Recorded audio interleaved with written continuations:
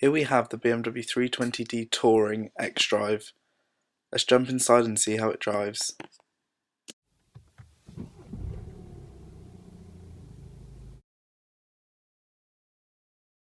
The 3 Series is a lovely car to drive. With responsive steering and a good throttle response, it makes for the perfect family car. The 2-litre turbo diesel packs in 184 brake horsepower, propelling the car from 0 to 62 miles per hour in just 7.8 seconds, and will carry on going all the way up to 142 miles per hour. Whilst returning these impressive figures for a car which weighs 1,650 kilograms, it is still capable of returning a combined MPG of 62, fitted with the 8-speed auto. This MPG is reduced down to 55 fitted with the manual gearbox.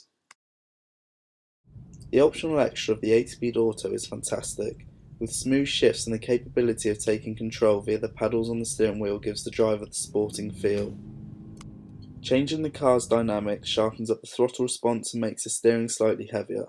In Sport and Sport Plus mode there is a clear difference and the car is extremely fun to drive.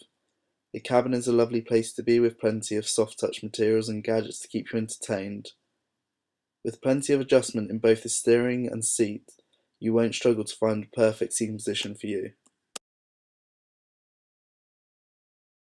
As you can see, the interior of this car is much like the others you see across the BMW range, ranging from the 1 Series right up to the 7 Series. Here we have the main centre console, we have the hazard button, we have the doors locked, unlocked, we have different temperatures, we have the radio here, so volume, mode, so different modes such as Bluetooth, external devices.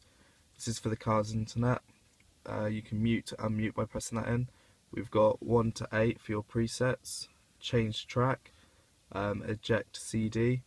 Here's your 3 set temperature for the heated seats, both sides. We've got your front screen, your back screen, the different temperature for this left side, different temperature for the right side. The auto is so the car can read what temperature should be right for you. We've got the different zones for the individual person of the passenger, so it can be going onto their body or their legs, and that's the same either side. We've got the different fan speed here. We've got automatic circulation. We've got the max aircon, so by pressing that, the aircon goes to the coldest temperature and the fastest fan speed, and then your aircon button here. Moving further down now, we have the keys, as the car is a keyless start. We have the traction control button here. We have the different driving modes, so it starts off in comfort, press 1 up for sport, and then up again for sport plus, and then knock it down into Eco Pro. And then we've got the front and back parking sensors here. To operate this 8-speed gearbox, you need to put your foot on the brake, press this button on the side and push it right up for reverse. Once you've done that, you have got the reversing camera there with the parking sensors on the right. Back down, knock it down once, puts it into neutral. Knock it down again, puts it into drive, which means you can knock it over into sport mode and manual shiftability, so down's up.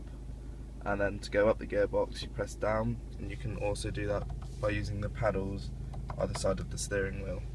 To put it back into park you just knock it back over and press P. To operate this iDrive system you have a swivel knob on the centre console. To go down the menu you slide right, to go up the menu you go left. By clicking in it takes you to the multimedia, which has CD, DVD, the music collection, external devices, which can also be linked up by Bluetooth. If you press left on the swivel knob, you go down to radio. There's different sections, so you have FM, AM, DAB radio. By clicking to FM and then press again, you have all the different sections here. Press menu again. You have telephone for your Bluetooth connectivity. You can also dial calls from the steering wheel. Menu again, down to navigation, press map. You have a very wide screen navigation here. If you scroll out goes into the world, then zoom right in. You have a close-up of 12 yards. Press left, you can put your input here. So if I enter new destination input, and then press here, you can type. So if I put H, it comes up with H, and then I put hi, and that's the way it works. Press menu again, down to contacts, it will read the contacts off your phone. Connected drive is BMW online, so you can have Google, check the weather and all them things. Vehicle information, have efficient dynamics, picture search, so you can see the different parts of the car on the screen and then click into it and find what you're looking for that way. Owner's handbook, onboard computer, so here we have 295 miles of range before filling up again. Fuel consumption's 40 miles to the gallon. And then back down to settings, we have all the different settings for the car, so we can change the lights of the interior, speed, so the speed limit, control display, time and date, language unit, so miles an hour or kilometers, the touchpad, which is on the Xdrive controller. That's just a brief overview of the Xdrive system. Here is the steering wheel of the BMW. Here we have volume up and down mode, so you can switch between your own music device or radio.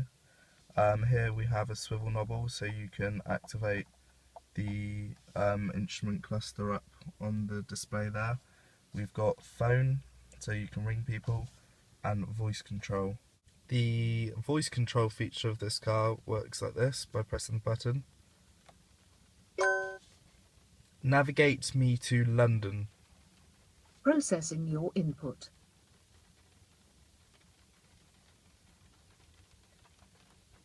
Did you mean London A2?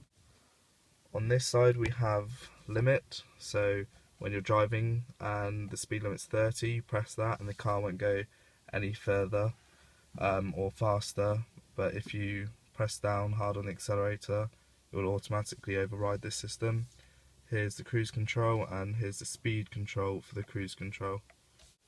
As you would expect of this car, the lights are fully automatic, and all four windows are electric.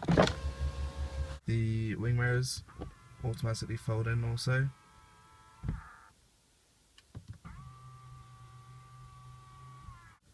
We can then move on to go into the car's other systems it has here. By scrolling up on the steering wheel here, we can go into the AUX if there was one plugged in, but by pressing mode next to it we go into FM, and then we can scroll at all the different radio stations, and by clicking in we can activate that radio station to play throughout the car.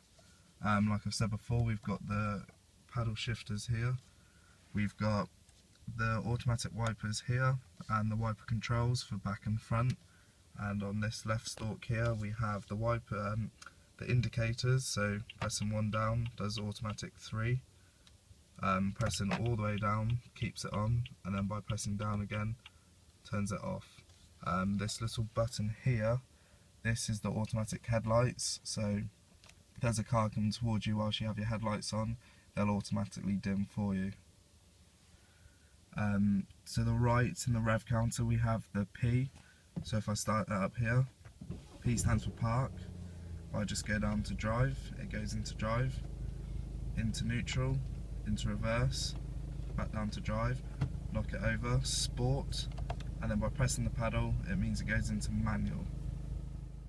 The rear is also a lovely place to sit. With the seat being pushed as far back as it can go and me being 6'1", there is still plenty of leg and headroom. Located in the centre is air vents where you can alter the fan speed and the temperature of the air coming out. Beneath there is a standard 12-volt port. The downside to the rear is the extremely big transmission tunnel, which for middle seat passengers could be uncomfortable for long journeys. With great visibility, it also helps the car feel less cramped. The view of the dash from the rear seats is impeccable and truly a lovely place to sit. The boot being electrically assisted is a great feature. From a click of the button you are welcome to a boot capacity of 495 litres, biggest amongst the competitors. By a click of a button located in the boot lid, the boot will automatically close.